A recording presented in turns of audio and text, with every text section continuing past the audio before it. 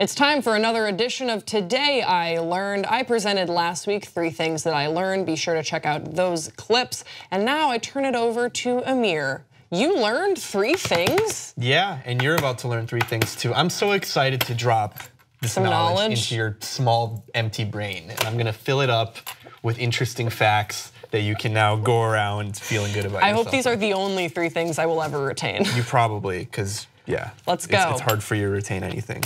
I don't know why I'm being so mean. I know, it's pretty cruel. So you know the game, The Floor is Lava? We've all played it as kids. I actually don't know if you played it because you had a much different childhood from the rest of us. I did play it. So anyway, if you don't know what this game is, basically, kids play it where someone yells, "The floor is lava," and adults play it too, and they post it on social media. Who? I've seen it all the time. Okay, cool. I wish I was part of that group of people that did this. Anyway, you have to stay up on furniture to survive, and if you touch the floor, you die, or it's either lava or acid, some kind of lethal substance. Okay. Anyway, this scientist from the University of Leicester, using the Stefan-Boltzmann law and taking convection into account, calculated that if there was actually a high stakes version of this game, which by that means if there was a real lava, this game couldn't work. It would not be playable with real lava because the air above the lava would have a temperature too high for humans to survive for more than a few seconds. I mean, I totally believe that. I also think that in any cartoon movie or any live action movie where there is actual lava, you just see that everything around you is just disintegrating too. So it is? Yeah. No, when I learned this fact, it was soul crushing because I always thought lava was a thing you could just add somewhere to make it more dangerous and but you could traverse it. No. But apparently no, you can't. You can't put anything on it. It'll eat it up with its lava powers. You can't be in a place where there is a river of lava. No. And you couldn't just No. I'm concerned that this is news for you. It's not for you? My whole childhood I feel has been ruined. That you can't mess with lava. That's why lava, we don't see lava. We can't be around it. But I thought you could be exactly. I thought you could be around it and you could jump over it and you'd be fine. But you can't. Perhaps with the right protective gear, yeah, but we'd be dead, we'd be toast. Yeah, all the Super Mario games that you play where you're jumping over lava, Mario would be dead right in the beginning. It would never have gotten to that point. Yeah. He would have super died. I know. Super Mario died. What game did you play as a kid? I definitely played Sardines is great. You know why I like Sardines? Because it instills paranoia in a child at an early age. How did that go in game? Sardines is the opposite of hide and go seek. So basically, hide and go seek. Everyone hides in one place. Basically one person hides, and then that person is then you go hide with them. And you have to find them. And the best is to do it in a big old spooky house. That's what I would advise, because then you'll be the last person. Would you guys go find big spooky houses? Because my mom's grandfather or something, there's this house in Blue Hill, Maine that we used to grow up and go to, and it's super, super old. It's 1920s old, and it's not winterized. It's only summer stuff. Pretty much where Stephen King got all of his greatest hits from. He's from Maine too. Yeah, he's literally from that area. He sensed our paranoia. But that game is great because the last person that hasn't found where everyone is hiding is just sort of wandering around the house, hey guys, hey, and you'll just notice people be picked off. Yeah. They just disappear. That's exciting. It's great. Man, getting big, just larger Yeah, sucks. It's harder to hide. Yeah. Okay, moving on. So I didn't know this about one of my favorite people in the world.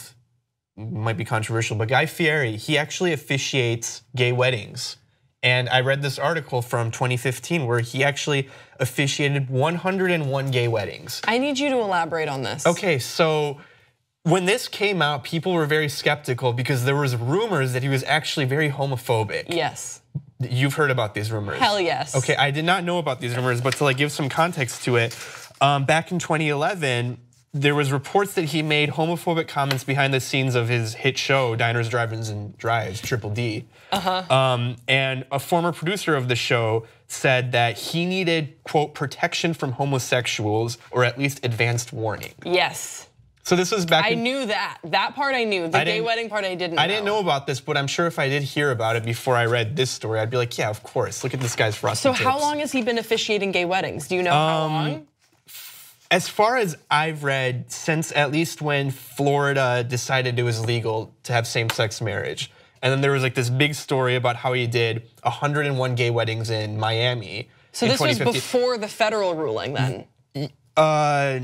Yes, this is before the federal ruling. So before the rumors came out. So the more important detail is his late sister, who unfortunately passed away from melanoma. Oh my gosh. In 2010, I believe. So before the homophobic things came out, she was gay. Oh my gosh. And he does this in her memory, just in her memory. I cannot believe the lies that I've been believing for all these years. Yeah, and he actually did 101 gay weddings there as kind of like a dig at Florida's, the person in Florida that was like behind like trying to prevent gay marriage from happening. So he did it 101 as in like Cruella de Vil, 101 Dalmatians. Yeah, I mean that's a little off-brand, I suppose, because Dalmatians are not gay. No, but like he was like trying to make a parallel between this woman she was a politician that was opposed to gay marriage, and when her plan didn't. So he's saying she's big Cruella de Vil. Yeah, so I'm gonna officiate 101 gay marriages. So like I love this. He gets a lot of hate, and I know there's like a lot of diva-esque stories about him, because of like he had like a hairstylist that had to go everywhere with him, and he was like really mean to people. But like this is a good deed, and he deserves a little bit of credit for that. Well, he certainly deserves a little bit of credit. He also certainly deserves that rumors that have definitely been perpetuating around the LGBT community, that I have heard that story about him needing to be like aware of if there's a gay person on diners, drive-ins, and dives. That needs to be squashed, because if your sources are correct, that said, I mean, you friend of the gays. You can still be mean to the gays and officiate weddings. But you don't think so? I'm sure it can be done, but it's confusing. Yeah. Okay, let's move on to something completely different. Yes. I found this article from the Associated Press from 1976, which reports that in 1959, when Richard Nixon, then the Vice President of the United States, visited the Soviet Union as part of the kitchen debates, the room that he was staying in, the Secret Service detected large amounts of radiation in this room that he was staying in at the ambassador's home in Moscow. And they were like, oh crap, what are we gonna do? This radiation's like only focused on Nixon's room. What are we gonna do? What are we gonna do? They decided they were gonna go outside to a place where they were pretty sure that was bugged, and they were gonna start debating loudly about this radiation and what they can do. 3 hours later, the radiation was gone. Because whoever was spying on them was like, oh, now I feel bad. Yeah. And like they made it go away. So I don't know if I'm totally buying this story. It's an Associated Press story from 1976, so some years after this happened in 1959.